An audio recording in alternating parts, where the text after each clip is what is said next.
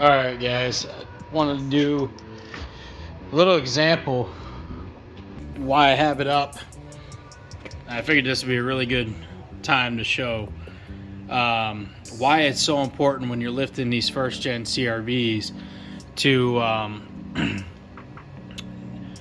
to do a subframe drop, and why HRG offers the subframe drop and what it helps eliminate. First off, this one does not have a subframe drop, and you can see how bad the axle on the other side is even worse. You can see how bad the axle is. It just puts an extreme amount of strain on the axle and is going to prematurely wear your axle out and cause it to either break or rip boots or have a really bad wobble.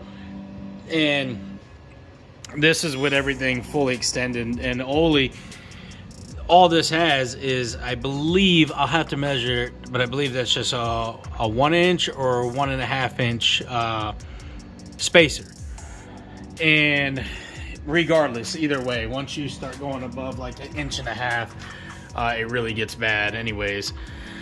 Now obviously with the tire on the ground, this would be a little bit more sport and wouldn't be so bad, but in full flex, this is what you're getting. You're getting the control arm smashing into the spring. You're getting your upper ball joint at a really bad angle. You're obviously putting a lot of wear and tear even on your tie rods, inner and outer. And excuse me, your sway bar obviously is gonna be bound up really bad there. And I'm putting new ball joints on here for them too, but you can see the angle of that ball joint too. Not the best.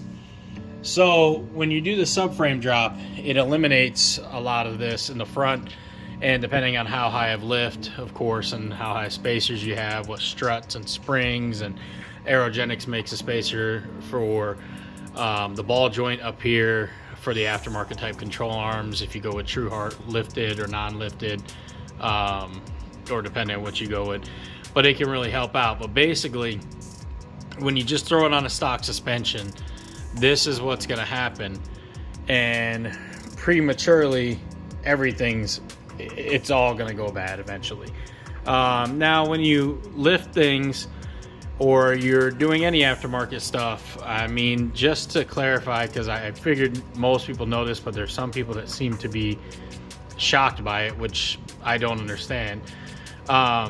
Anytime you make anything do what it's not supposed to do, I guess, or you put aftermarket parts on there, so it's not going to last as long as it's intended, as OEM. It just won't. Even with aftermarket parts that are good, it's not going to last quite as long. And then on top of that, you throw the abuse on it and the things you do.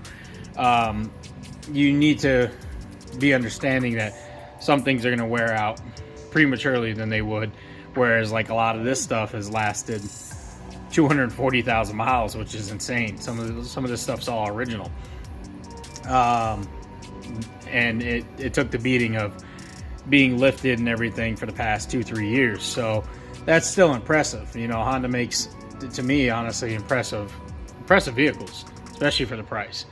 But as time goes by, like if you look right here in the strut bushing, is shot pretty bad. I mean, it's still there, it's holding, but it's not doing as well. Let's see if I can get it, as well as it could be. So just with that, that's the front, and that's on, the first gen CRVs.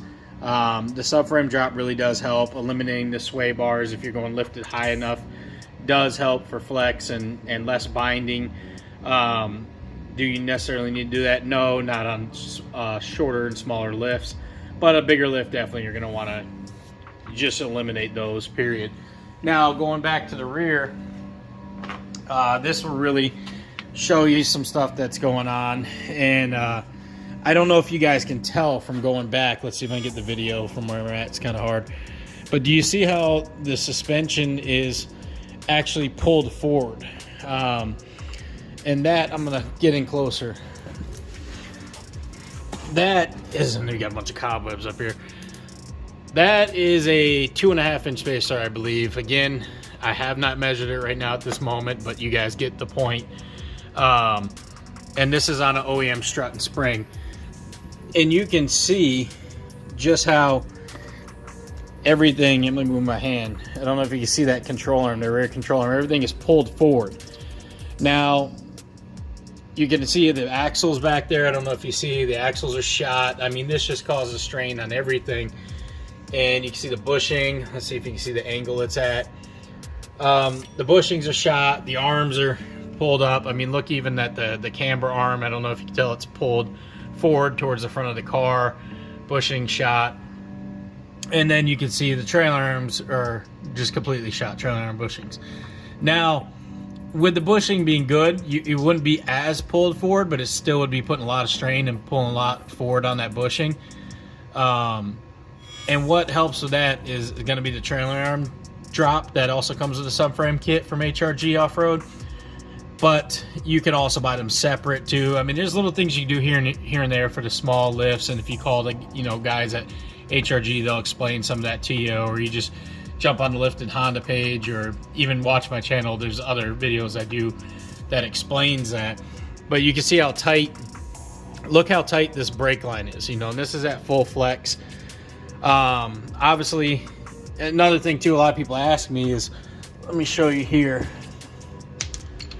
So this is the Aerogenics lower control arm, which I absolutely love. They have 3 mounting points to raise the strut.